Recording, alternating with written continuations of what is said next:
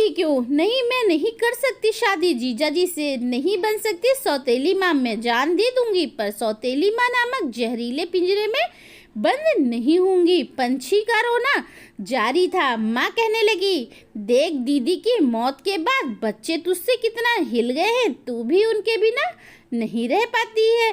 College से आती है, बिना खाए पिए उनके पास भागती हुई चली जाती है। बच्चे भी तेरा इंतजार करते रहते हैं। माँ, जीजा जी की उम्र तो देखो। दोनों भाई बहनों में दीदी सबसे बड़ी थी। चारों भाई बहनों में 10-12 साल मुझसे बड़े हैं जीजा जी। अभी मैं सिर्फ 19 साल की हूँ। अभी मेरी शादी की उम्र भी नहीं हुई है और मैं 2 बच्चों की माँ कैसे बनूँ? बन तो गई है तू माँ, बच्चों की देखभाल तो तू करती ही है।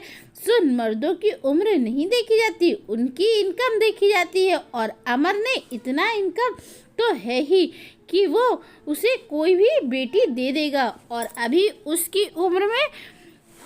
उसकी उम्र ही कितनी हुई है, बेचारा कैसे जिंदगी काटेगा? मात्र 32 साल का ही तो है वो।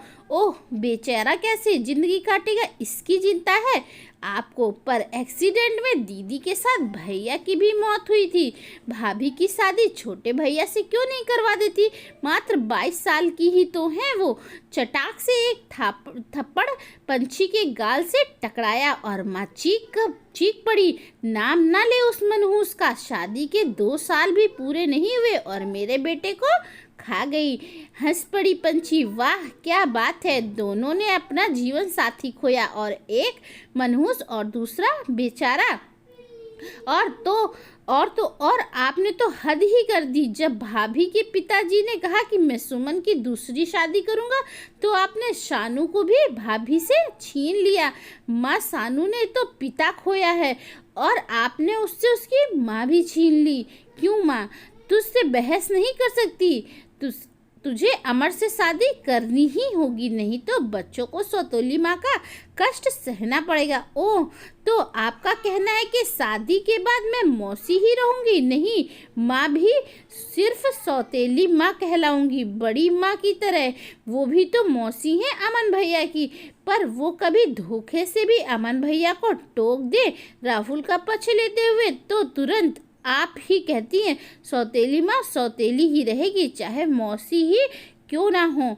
आप क्या सारी दुनिया कहती है ये बात? फिर मैं क्यों सौतेली माँ के पिंजरे में बंद हूँ? नहीं बन सकती मैं सौतेली माँ। देखो, शादी तो तुझे करनी ही होगी। ठीक है माँ, कर लूँगी शादी, पर एक शर्त होगी मेरी।